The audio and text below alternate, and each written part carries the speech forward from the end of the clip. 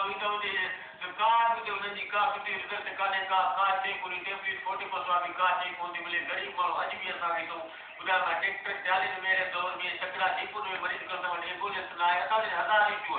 लेकिन ज़्यादा इशू जेको आहे हिते सिहत जो ऐं तइलीम जो आहे पाणी पंहिंजो आहे हिते बुनियादी हुकूक आहिनि ई कोन सिहत बिल्कुलु न हुजे बराबरि असांजो एॾो सारो हिते असांजे यूपी शहर आहे तव्हां ॾिसो बिल्कुलु शहर गंदगी जो ढेर लॻो पियो आहे का बि रोशनी न आहे गंदे जो खॾो भरियो पियो आहे रोड असांजा तबाह काथे में मां ज़्यादा कोशिशि कयां थो तइलीम ॾियां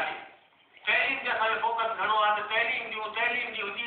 त असुल जड़ा तइलीम जीअं तइलीम खां सवाइ तरक़ी नामुमकिन आहे असांजो हुतां तइलीम हुजे तइलीम ईंदी त माण्हू जो शौक़ु ईंदो लेकिन असां अफ़सोस सां चऊं थो पंहिंजे हेॾो अलाए कहिड़ी पॉलिसी आहे गवर्नमेंट जी या कंहिंजी स्कूल असांजा नाकारा हलनि दॿा लॻा पिया स्कूल बंदि पिया आहिनि कहिड़ी हज़ारे स्कूल जेको स्कूल बंदि लॻा पिया आहिनि काठे जा उनजे हवाले सां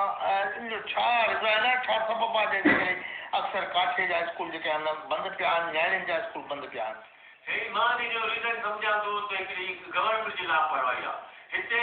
असां वटि सिर्फ़ु हिकिड़ो गर्ल्स स्कूल हुयो छो कि 6 साल हली हींअर बंदि थी वियो आहे हींअर असांजे हिन पूरे यूपी में गर्ल्स स्कूल न आहे असां वटि छा असांजे लेडीज़ बच्चनि खे असांजे न्याणियुनि खे तइलीम ॾींदा आहियूं न लेकिन असां वटि आहे कोन असांजा हाई स्कूल प्राइमरी स्कूल वञी वञो तव्हां लॻा पिया सिर्फ़ु एनजीओ जा जेके स्कूल आहिनि उन्हनि में थोरी खई गवर्नमेंट टोटा जंहिंजी 17,000 पघार आहे उहे कंदा जंहिंजे 2 लख पघार आहे स्कूलनि में का शइ कोन्हे ज़ीरो आहे स्कूलनि जो हाल तमामु दॿा आहे